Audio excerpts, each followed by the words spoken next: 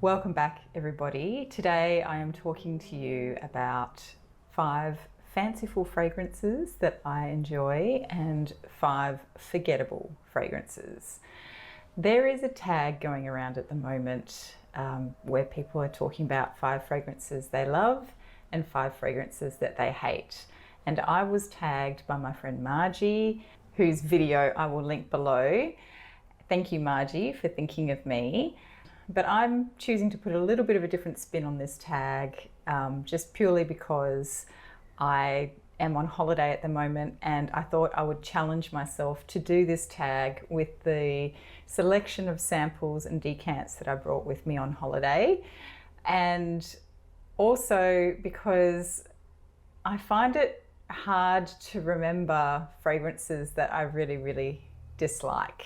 There have been fragrances that I have clearly disliked, but I have been very bad at keeping records of the ones that I don't like. I just tend to move on. If I smell something I don't like, I just tend to move on and focus on the things that I do like. So as a consequence, coming up with 5 fragrances that I strongly dislike was actually quite tricky. So that's why I have decided to couch it in terms of fragrances that I find to be quite forgettable.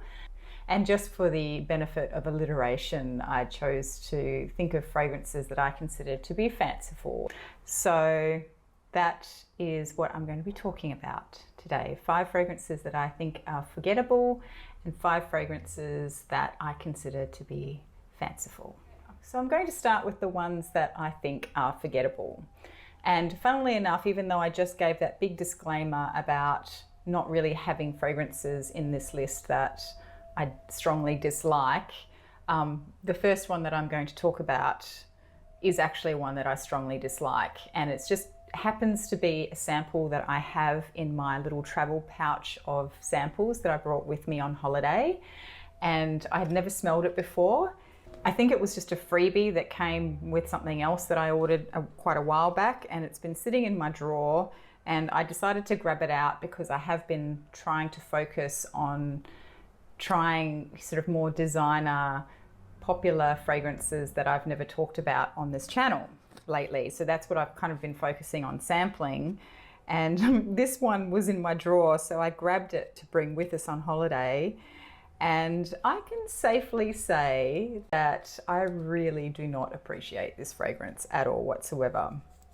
So this is called Very Irresistible by Givenchy. In fact, I think the name could actually be called Very Resistible because I really don't like this one at all. So this opens not too bad, I would say. It's a very green, fresh, watery, generic rose fragrance, maybe with a little bit of fruit in there. But then this note, and I don't know what it is, but it's like a really sweet, almost lolly-esque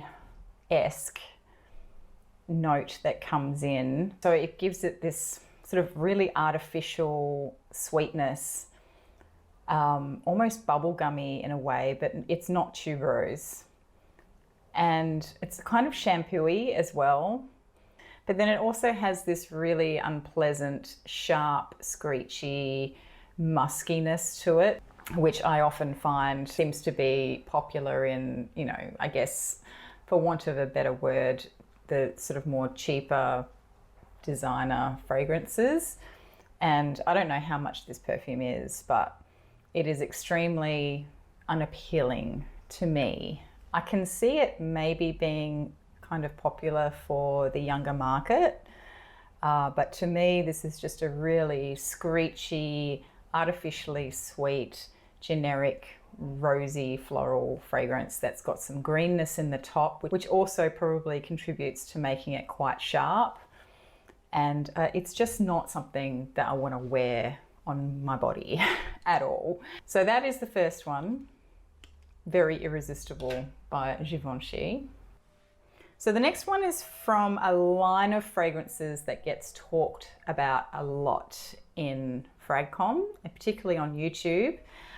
This is not the one that gets the most hype though. but it just happens to be a sample that I had in my possession, and so I thought I would try it. This is Valentina Donna Noir Absolu. The perfumer behind this is Sonia Constant, another perfumer whose fragrances I really enjoy. It's just one of those fragrances that has that leathery, woody, spicy, boozy kind of profile that seems to have been done a lot. Particularly a couple of years ago, it seemed to be all the rage. And I don't know, after a while, they all just start smelling the same to me. And this one is no exception. It's just not something that I smell and think, wow, I really want to smell that all the time, or I really want to smell that on my skin, or I want to smell like that. I actually wonder too, it's not listed in any of the note profiles that I've seen, but I also wonder if it has a synthetic oud note in it, because it kind of has that oudiness that you get in some fragrances, you know, and it kind of is a little bit screechy as well. You know, I like the bottle, but I don't really love the scent. And yeah, that is one that I will probably just set aside to give away to somebody else who might appreciate it more. Next up is one that I recently picked up. This is, I got a travel size of this, and this is by Veronica Gabai. I hope I'm saying that right. And this is the Lumiere Iris. It's pretty, and I actually don't dislike wearing it. I have worn it on skin, and you can see I've sort of put a little bit of a dent in the bottle, but I just don't love it enough to warrant any sort of hype. And I don't know if this one has been hyped. I know the house has gotten a lot of attention on social media over the past few years, and particularly a couple of years ago, I remember the Veronica Gabai fragrances were popping up all over on Instagram. The bottles are quite distinctive. They're very cool, actually. I don't know which fragrance it was that was getting all of the attention on Instagram.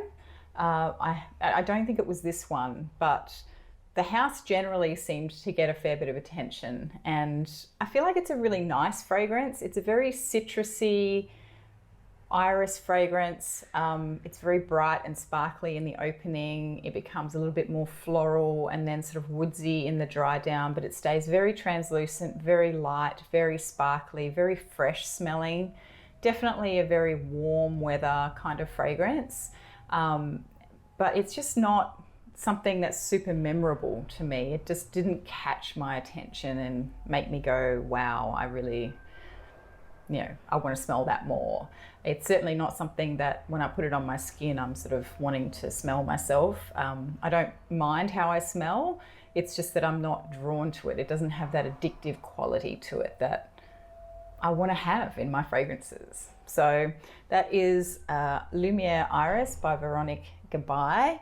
And again, I think it's a nice fragrance. And if you like really light, fresh floral kind of fragrances, particularly ones that lean very citrusy, then this one might be worth checking out. But for me, it definitely falls kind of in the forgettable category.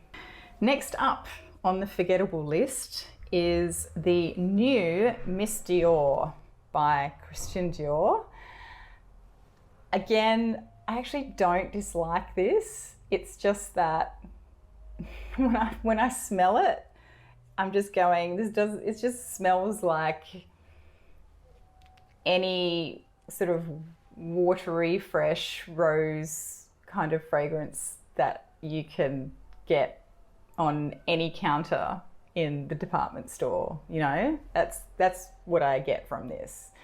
It's very pretty, it's very light, it's very fresh, and I do enjoy wearing it. But I only really want to wear it in certain circumstances, and that's on days when maybe I feel like I'm a bit overwhelmed by all the fragrances that I've been wearing, and that I just want to wear something that's a little bit less outstanding, something that's not going to impose on my senses too much. That's the purpose for which I would wear this fragrance.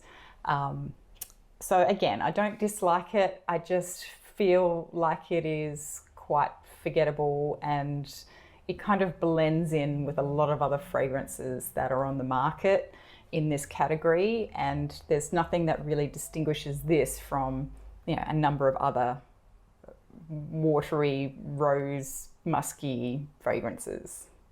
And last on this list is one that I feel like I'm gonna get a little bit of flack for, but hear me out. So I wore this fragrance out to dinner last night. I got Matt to choose my fragrance. So I gave him a bunch of samples and he got to choose which one. And this is the one that he chose. So this is one that he likes on me.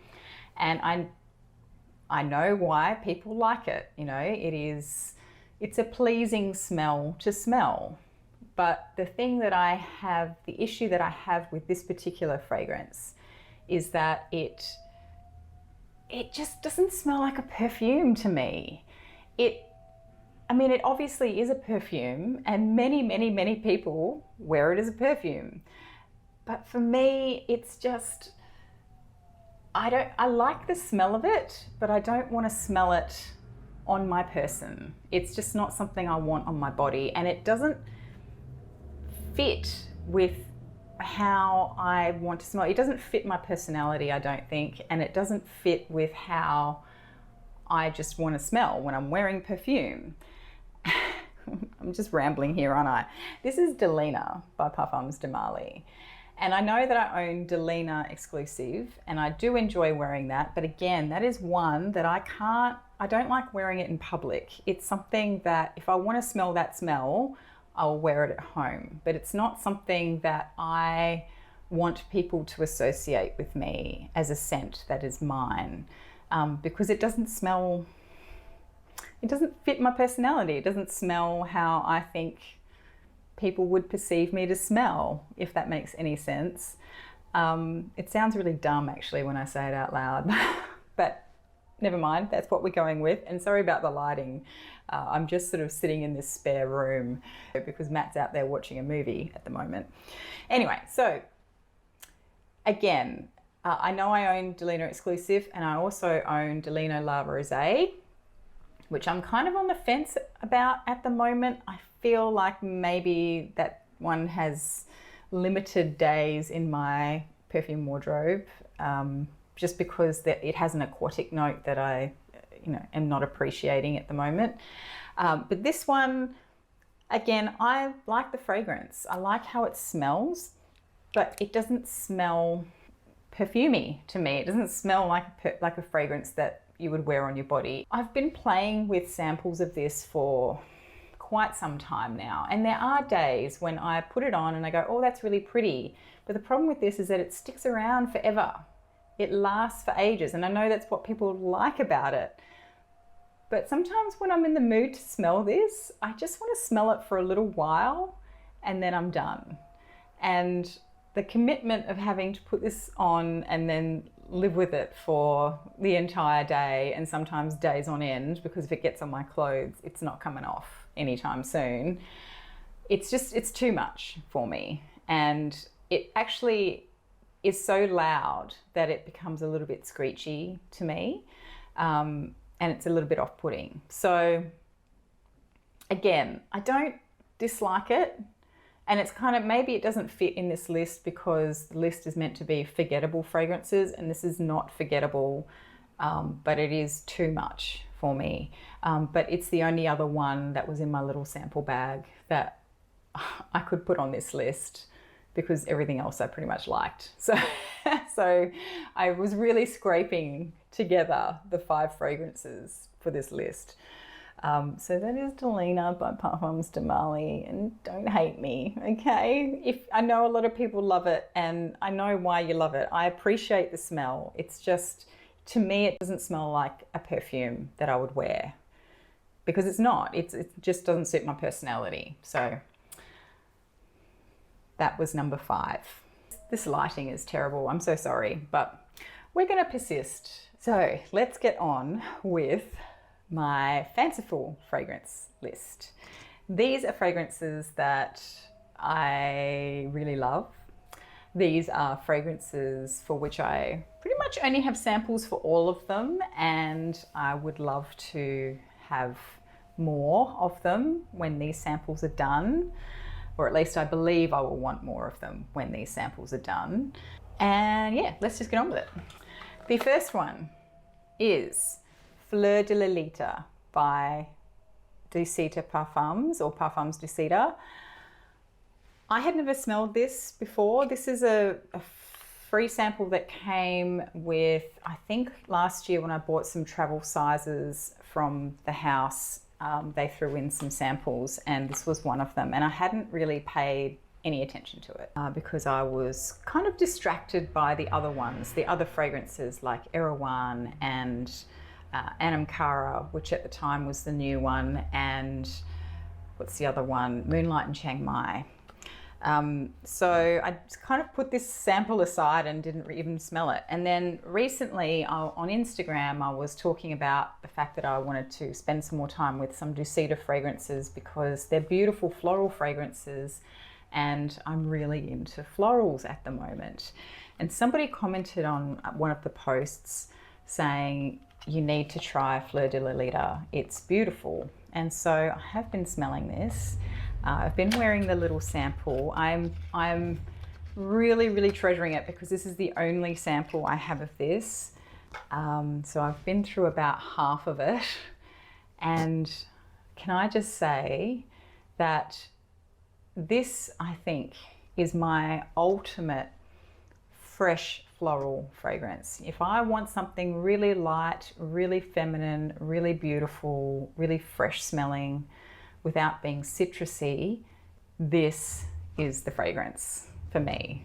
And oh, it is just so pretty. And I can also sort of detect elements of other fragrances in the Decita line that I really love. Like I kind of get elements of Melody de l'Amour, which I really love as well. But it's not as dense as Melody, and there's lots of other florals that are really pretty and fresh that are in there that kind of make it a lot lighter. I don't think it's powdery, but there is, it's not super watery, but it does have a translucence about it. There's a bunch of florals in here. I wonder if there's something like freesia, maybe a really nice light fresh rose in here. It's slightly musky, but the musk in here is just so soft and not screechy and sharp at all. Doesn't smell like laundry detergent, but is enough to just give you a real freshness and a cleanness to it. And I think this battery is about to die, so I better speed this up. All right, so next up we have Fleur d'Oranger by Serge Lutens. This is one that I didn't love instantly. It took me a little while to learn to appreciate this fragrance, and I had a sample of it. I went through the sample and then I replaced that sample with a decant of it, and then I put it away and I haven't used it for ages. And then because I've been so into florals lately, I decided to dig it out. And I think the reason why I didn't really gravitate towards this originally when I first smelled it was because it's a very adult orange blossom. It's not the bright, innocent type of orange blossom that you get in a lot of other fragrances and the type of orange blossom that I'm usually drawn to. This has a seductiveness to it, which feels very grown up and adult. It has a cumin note in it, which makes it super interesting and a little bit challenging for a lot of people. But I feel like it's done so beautifully in here, and it just seems to work so well with the white florals. There's also quite a bit of tuberose in this fragrance, and there is a point in the dry down where I tend to get more tuberose than orange blossom, and I really like that because I'm really into tuberose at the moment. So, and it feels like a bit of a dusty, sort of earthy kind of tuberose, not the super green, fresh, bubblegummy tuberose. So I'm really loving this decant at the moment, and I don't think I'll need to upgrade to a full bottle for a while because there's still quite a bit in here. But at the moment, but we'll see how I go, because I think over the spring, this is going to get quite a bit of wear. So next up we have Kelly Kalesh, which again was not an instant love for me. I struggled with this one a little bit to start with. I think this sample may have turned though, but I have another sample at home which was gifted to me by a friend, and I have been wearing that one, but then I brought this one with me on holiday, but I think this one may have turned because it doesn't smell great. But Kelly Kalesh, I struggled with it at first, I think, because it does have that leather note to it, which, you know, is pretty synonymous with a lot of Hermes fragrances. But for me, when I first smelled it, I really loved the undertones of the florals that were in it. But then that leather note came in and I was kind of disappointed because I wanted more of the floral and less of the leather. But as time has gone on, I've learned to really appreciate that suede-y, that light, really expensive leather smell that Hermes seems to be able to pull together. The fragrance, the perfumer behind this is Jean-Claude Elena, so another fantastic perfumer. And yeah, I really appreciate this fragrance a lot. The thing that really struck me though was how different it is from the original Kalesh, or the Kalesh EDT, or do I have the EDT or the EDP? I can't remember. But that is quite different to this.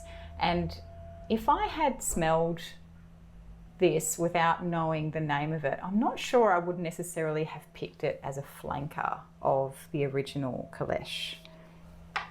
Anyway, suffice to say, it smells very elegant, it smells expensive, and I can see why it has been so popular through the years, and I'm glad that I now have an appreciation for it. Okay, sorry guys, I had to go let the camera cool down a bit because it's been sitting on this windowsill while I film and it got overheated. And the battery also was running very low. So I decided to charge it up a bit, hence why everything has changed. Anyway, where was I? I was talking about Kelly Kalesh, and I guess the imagery I get with this fragrance is it smells very much like really expensive. It's like you're sitting inside a really expensive brand new leather handbag. It's that beautiful, high-end, clean, new leather that Hermes is known for in their fragrances, and it really does smell quite amazing, and it's underpinned by all these really beautiful florals, and it smells very opulent, it smells very elegant, it smells very elevated. And to me, this actually makes me think of royalty. This makes me think of the royal family out on a parade or something in their carriage with lots of flowers everywhere and this beautiful brand new spanking, you know, very well looked after, polished leather carriage. And that's what I think of. And maybe it's a little bit, perhaps the timing is pertinent because Her Majesty passed away this weekend. So the fact that I even had this in my sample bag for this holiday was quite timely, I guess. So to me, if I had to choose between this and the original Kalesh, I would still probably choose the original Kalesh because I think the original Kalesh is quite wearable in any circumstance for me. But I kind of have to be in the mood for leather to wear leather notes. So this is not something that I would probably wear every day.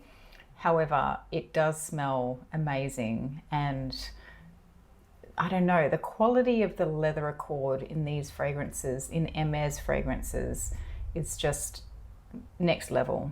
If I could only choose one fragrance for the rest of my life that had a leather accord in it, would probably be something from Hermes, whether it's this or Gallop. You know, there's a few others as well, but they just really do nail that leather accord really well in fragrances. Next up, I have a few drops remaining of what was my original sample of Honor 43 from Margie. This is a really beautiful white floral fragrance, and it is so memorable to me. It's just one that I fell in love with instantly. I wasn't expecting to love it because I really don't like the original Honor, and it just doesn't sit well on my skin. But this one is absolutely stunning. And I know I've talked about it in a couple of other videos already, because this was the bottle that I allowed myself to buy for my birthday this year. I'm very, very glad that I did. The white florals in here tend to lean a little bit green, so I guess that's the tuberose dominant element in this fragrance. It also has a really nice creaminess to it, but it's not too much, it's not too heavy, and it's not too creamy to be cloying. It has a freshness about it. There's also a little bit of a wateriness to it. I wonder if there's, some other floral note like lily or something in it. It really is just so beautiful, and it has great staying power. Not that that is something that I measure fragrances by, but I can pretty much smell this on my skin all day long. And it does change throughout the wear, but what I would say is that it starts off fairly green, then it sort of moves to a little bit more creamy, and then in the dry down it becomes a really beautiful soft mishmash of white florals. And because I am really having a moment, particularly with tuberose, but white florals in general, this one just really hits the spot for me. But anyway, so that is Honor 43, absolutely beautiful, just takes me to another place when I wear it. It really does make me think of holidays and weddings and happy times.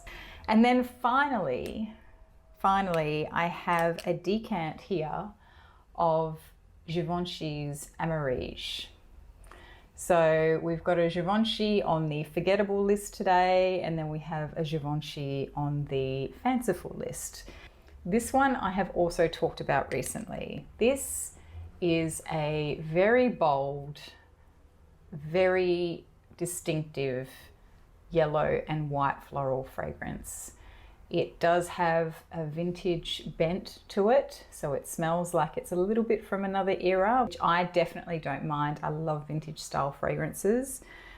I do find that in about the mid dry down, I get tuberose coming forward a lot more than anything else.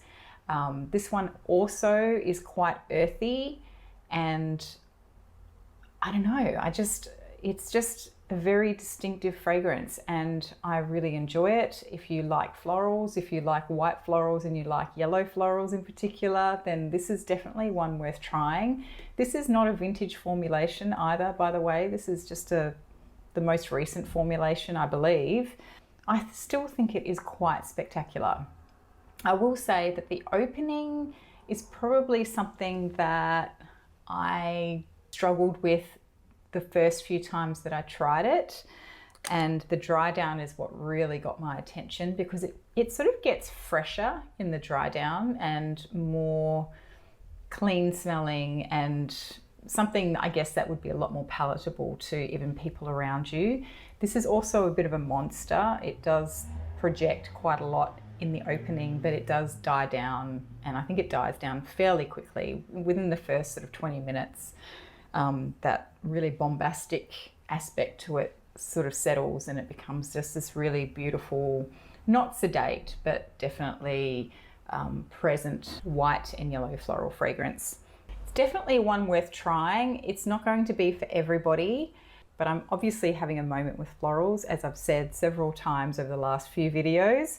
So this is just one that I'm really, really loving at the moment. For some reason, this makes me think of sitting in a very opulent hall in a palace or something. So there's a bit of a theme on royalty, I guess, with these fragrances today. Something, I don't know, like Versailles or something, with the parquet flooring, but lots of flowers around. Maybe there's a wedding going on. This wouldn't necessarily be the fragrance I would imagine on the bride, but I would imagine that people in the audience or the attendees would be wearing something like this. It's just very, again, it's a very opulent floral fragrance. So there you have it. They are my 5 fanciful and 5 forgettable fragrances for this tag. I guess I kind of changed the tag, but I didn't really want to do ones that I love and hate. So this one fit me a little bit better.